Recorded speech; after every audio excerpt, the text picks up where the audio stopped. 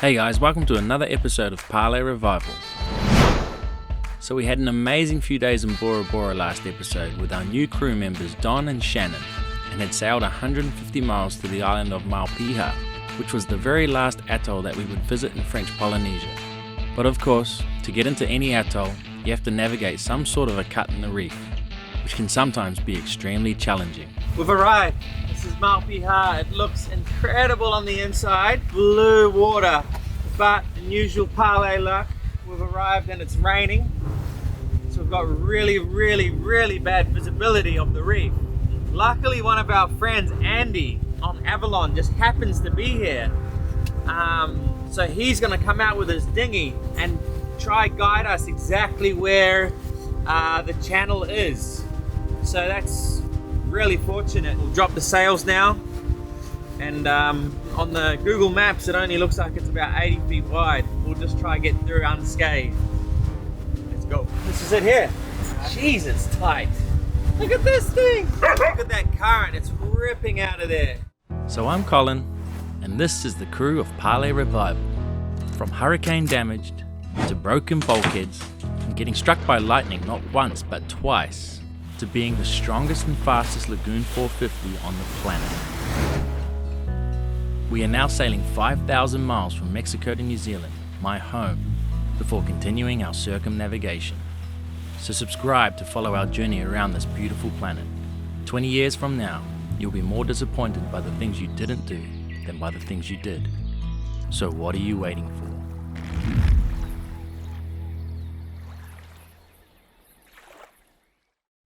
You'll see it. It's easy. It's really well defined. Famous last words. You'll see it. It's easy. Here we go.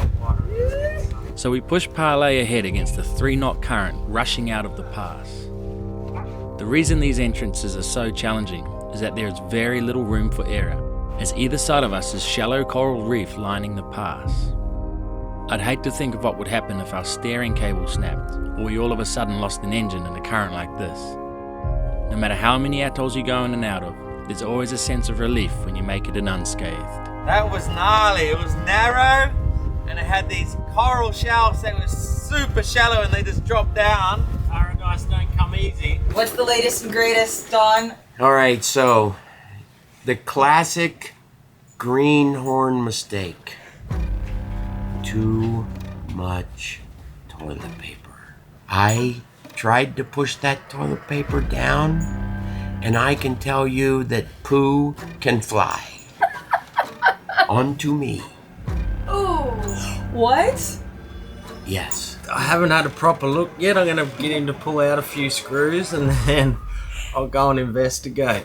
I'm going to be on poo patrol, and I'm going to have to fix my own poo mistake. I'm hoping that it's just a seal that's blown out. So it's a 10-minute job. All right, I'm going in. See, what I have to do is pump all this stuff out first. Okay, so we're just going to drop some muriatic acid down it and see what happens with the calcium that's built up in the pipe. So the hose was actually probably less than half of the original diameter of the hose because of the calcium buildup. You know, it would have made it a lot harder for anything to get through there. So we've got muriatic down, which is just slowly burning that stuff out. So this won't happen again as easily in the future. Yeah, hose over there is still blocked. We've got drain unblockers sitting in the hose. It's probably been about 10 minutes. We'll leave it for another 10 or so. But the lifeline that we're gonna use to unblock the hose, Jamie's just kicked it overboard, and it's the lifeline right there. You see that? It's about 50 feet, and Jamie can't find it, so he's gonna have to dive for it. There was a lot more cursing than laughing for the remainder of the afternoon, but we eventually got everything back together. We could finally take a moment to realize the beauty surrounding us. Maupiha'a is only 8 kilometers long and is in the middle of nowhere, but has a rich history, including a ship running aground there during the First World War, where the 64 crew members and 47 prisoners had to survive for several months before a few of them built a sailboat and sailed 1,600 miles to Fiji leaving everyone else behind. When sailing west, this is the last place in French Polynesia you're able to stop at, so we were determined to soak up our last experience here before heading to the next country, which we thought would be Niue, but things didn't really go to plan. Okay, so last night we met the local family living there. They are absolutely lovely. It's Marcelo and his wife and their daughter. They're building a little tiki hut on the beach so that they can entertain sailors when they come. We found out a little bit more about the place. There's only 8 residents here, and the last time that they had a supply ship was over 2 years ago. So we gave them some sugar and coffee and flour yesterday, but they weren't that excited about it because that's kind of what everyone brings them. So we said, what do you guys want? And I mentioned lines, ropes, and his eyes just lit up. He said, ropes? Yeah, ropes. So we got four lines, 4 ropes to give them, but we're gonna volunteer to help build this hut today. They've already done most of the work with the preparation of the roof, but today they want to put it up. So I don't even know how they do this. I've seen it done before, but never been involved with it. So it's going to be really interesting to see how they actually make a roof here in French Polynesia. And then they want to give us a big feed of coconut crabs. So I'm excited. It's going to be an amazing day. Let's go over and get to work. It's proper 9 till 5 today. By the way, look at this place. It is stunning. The water is as blue as it was in Bora Bora. And the sand is even wider. Absolutely beautiful. The sun's come out today, so like we said yesterday, it's going to look a lot different. And this is the result. We're running late. Already late on our first day. And some more. Oh, merci beaucoup. Thank you. You're late to work. Yeah, sorry. We were here at 4 o'clock. Yeah, but I am there at 3 o'clock. And I'm waiting for you. So there were 3 other boats at the anchorage, 2 from Italy and 1 from France. So we all got to work helping Marcelo do his roof. We split ourselves into 2 teams, one team cutting and splitting the palms, and the other team weaving them together. There was a very specific weaving pattern that had to be done so that the roof wouldn't leak or fall apart, which Adrian and her daughter made look easy.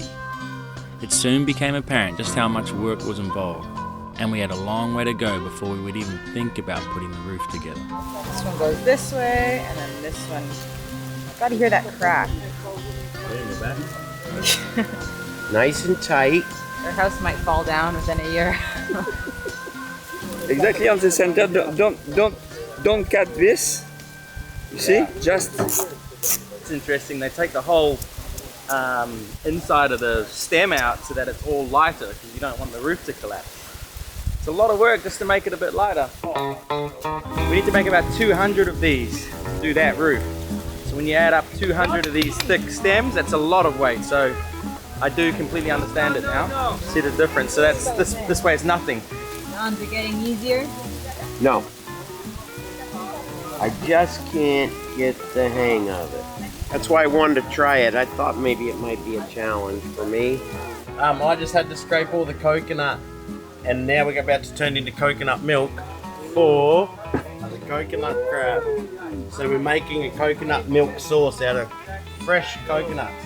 Brown. And I'm actually eating it as we go. Look. I see it all. As we have experienced all throughout Polynesia, even though the locals have very little, they are willing to share everything that they have. And it helps when they are so resourceful, with this meal being coconut crabs caught in their backyard and coconut milk squeezed by hand from ground coconut. The entire structure we were building was being put together with materials from their own land, and nothing was going to waste, because you never know when something is going to come in handy when the next supply ship may be another 2 years away. So they have a book. It goes back to 2014. Seeing if we knew any boats. Well, it's my first time ever. It seems good. Well, my first drinking coconut like this.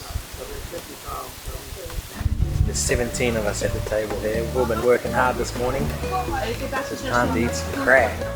And look at my hands. It's really good. I cooked it really well. Delicious. I can't get enough. There's no safety on the work site because the safety gear is in operation.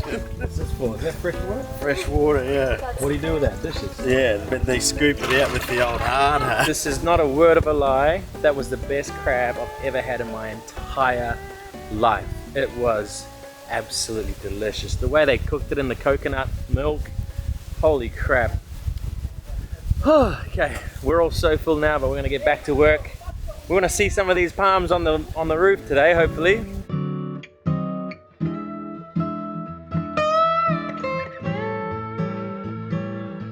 First one's going up. It looks like they've got it about a foot up. The first one. The first one. Marcello, do the first one. Each layer has to go that much higher than the last. My dad is a builder, and I've actually helped him build a few houses in my time, but this was an education I would not receive in New Zealand. The distance between the rows of palms, the overlap between each pair, this is all information passed down from generation to generation, most likely evolving along the way as Maupiha'a lies directly in the cyclone belt across the South Pacific.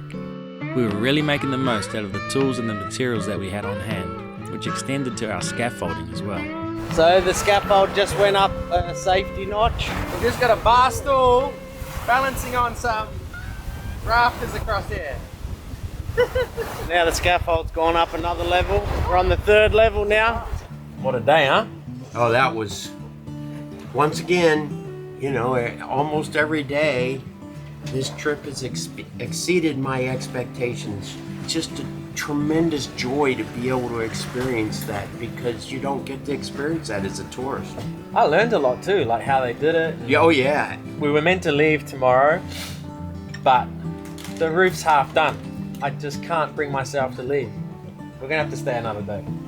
And Colin was in his element too. He was in there just doing everything. I was in my element. I love that stuff.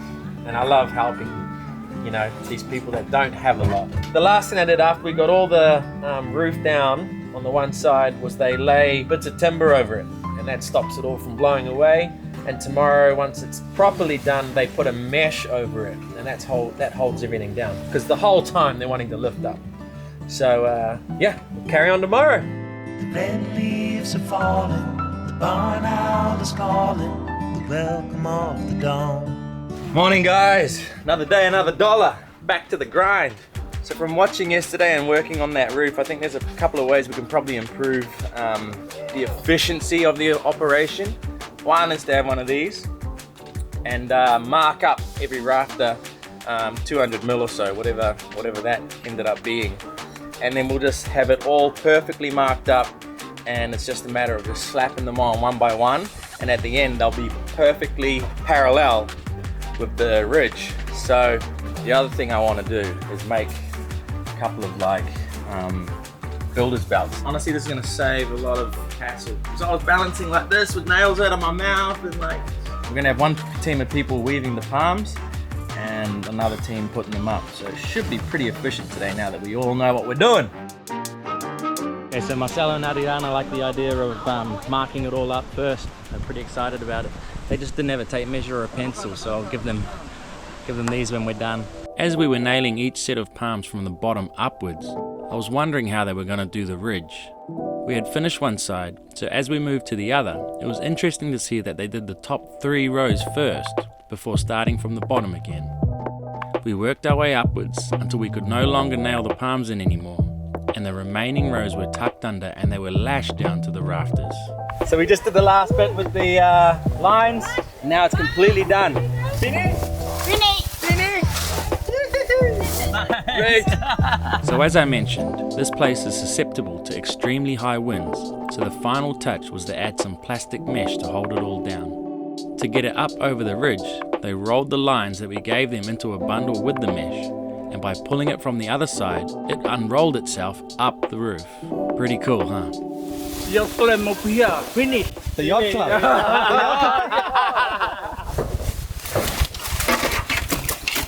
Go out. As a sign of their appreciation, Marcelo and Adrian prepared a final feast for everyone. We felt a huge sense of accomplishment. We had totally underestimated how much work was involved in building the roof. And I can't imagine how many weeks it would have taken the 3 family members to finish this had the cruising community not come to help. It was truly a team effort and a small taste of what it's like to just simply trade for your wants and your needs. Not a single dollar changed hands, and we couldn't have been happier. So yesterday we finished the completion of the restaurant / yacht club for the family. And what's a restaurant without a sign? So we're gonna reuse an old surfboard that was snapped in half. I love the dance. Good character. As a final little goodbye gift, we got everyone to leave a note on the sign as a finishing touch on Maupiha'a's first and only yacht club. Maupiha'a, ATOLL!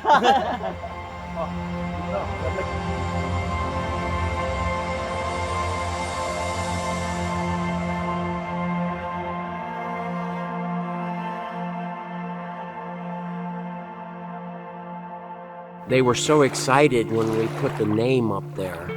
And you just can't find that at a normal tourist spot. This is so unique, and I will remember this the rest of my life. And what a full circle moment, you know, on the very last night, we all came together and we ate as a big, huge family underneath the hut that we all built together. So it was just a beautiful experience, and I'm glad I could share it with everybody. See you later. I'll see you again.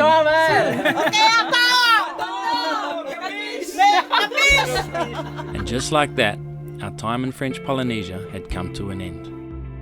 It had lived up to all expectations, but now we were setting our sights on an 800-mile sail to a submerged atoll in the middle of absolute nowhere called Beveridge Reef. We were about to spend days and days at sea, so we were stoked to have picked up a buddy boat, Luca and Cristiana, who we had just built the roof with. What's interesting is they're 53 feet, which is the same as Dallas. They might sail similarly to Dallas. Dallas is a catch. Us and Dallas are really evenly matched in terms of speed, like really evenly matched. So maybe these guys will be the same, which means we can just be together the whole time. Obviously, if one boat's a lot faster than the other, not a lot of good being a buddy boat when you got 1,000 miles to go. We can see the current racing out the pass.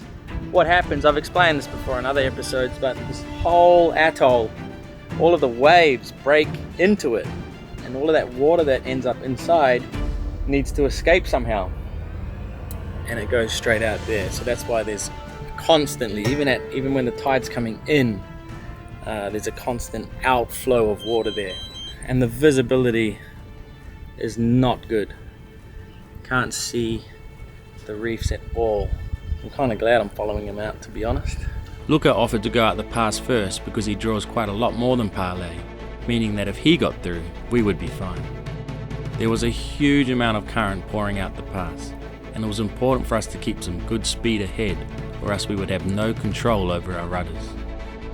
It was much harder going with the current than it was going against the current when we came in, because it felt like the water was just pushing us all over the place.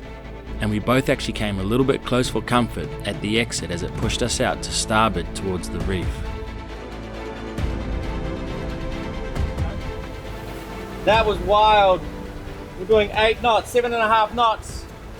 Only 2 through the water. So that's 5.5 knots of current coming out of here, and the water's just going crazy.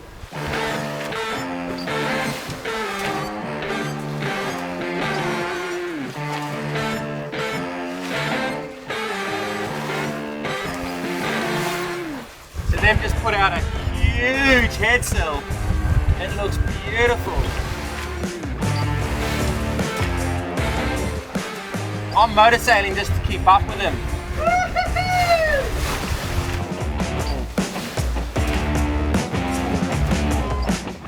I was absolutely wrong about us possibly having a similar speed. The Bavaria 53 is so much faster than us, especially when flying their massive Code Zero, and they had soon left us in their dust. He's absolutely smoking us with that head sail. Look at the sea! It's just a wall of water coming towards us. This might be the biggest swell I've ever seen on the boat. Like, it's just this huge rolling swell. My fishing rod's been out for about 15 minutes. Jamie's reel just went off. And it's going fast. It's not as big as we think. There we go, swim away. That was incredible. Its partner was still with him, swimming right next to it. It's a skipjack tuna. You can eat them, but not the best eating. I think we're gonna do better.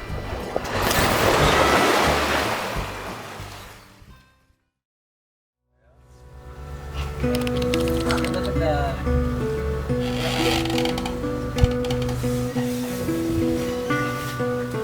That's some big swells we're going up over, and it got my attention. I ain't scared though. Luckily, I haven't even had the slightest twinge of seasickness. The sea state's just gone pretty crazy. Just hit a, it's been 20 knots for a while now, and it is really steep, choppy waves. The conditions continued to deteriorate, and the forecast said it was just going to get worse and worse. There was 30 plus knots predicted, and with the sea state already an absolute mess, I decided we would change the entire passage plan and head for the Cook Islands. This was never on the cards, so I hadn't done my homework on going there or what it would be like to even clear in. It was a small gamble, but one that I felt would be best for the safety and comfort of the entire crew. Luka, who was up ahead of us, agreed with me, and the nearest island to us was Aitutaki, so we changed our course and headed south. Life at sea can be unpredictable, and here we were all of a sudden heading to a country that we knew very little about, and boy, were we in for some drama. But he's been running aground for a few hours now. It's stuck. The tide's going out, so it's getting shallower. It's amazing the shit we're seeing. That was wild.